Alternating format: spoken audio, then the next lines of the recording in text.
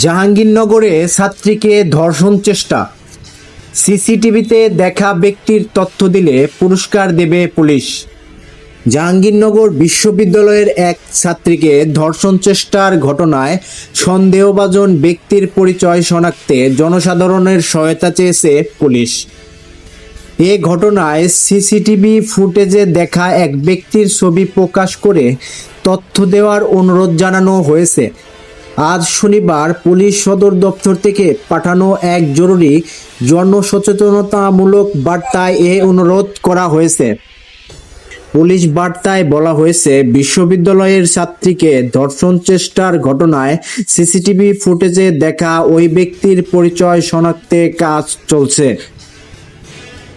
কারো কাছে তার পরিচয়, অবস্থান বা সংশ্লিষ্ট কোনো তথ্য থাকলে 013-2008-9305 হোয়াটসঅ্যাপ এই নম্বরে জানানোর অনুরোধ করা হয়েছে।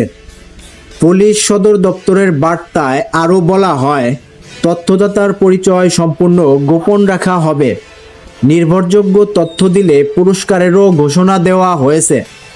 গত মঙ্গলবার রাত 11টার দিকে ওই ছাত্রী ক্যাম্পাসের ভেতরে সড়ক দিয়ে যাচ্ছিলেন।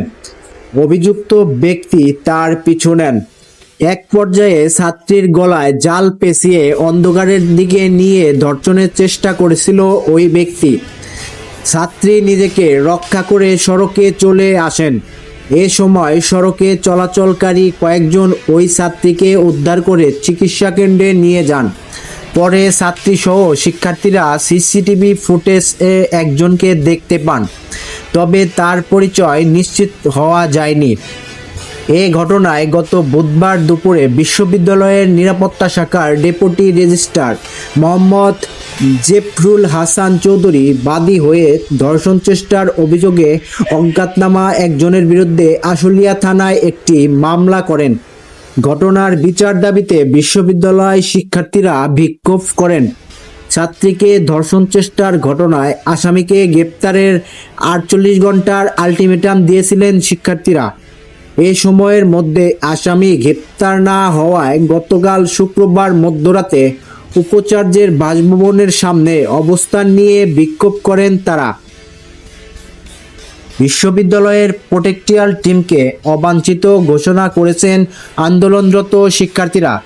তারা অভিযোগ করেন, প্রশাসন অপরাধীকে গ্রেপ্তারে ব্যর্থ হওয়ার পাশাপাশি ঘটনার তথ্য গোপন, বিভ্রান্তি সৃষ্টি ও শিক্ষার্থীদের সঙ্গে প্রতারণা করেছে। তারা বিশ্ববিদ্যালয়ের প্রক্টর কার্যালয়ের 2টি দরজা তালা ভেঙে নতুন তালা ঝুলিয়ে দেন।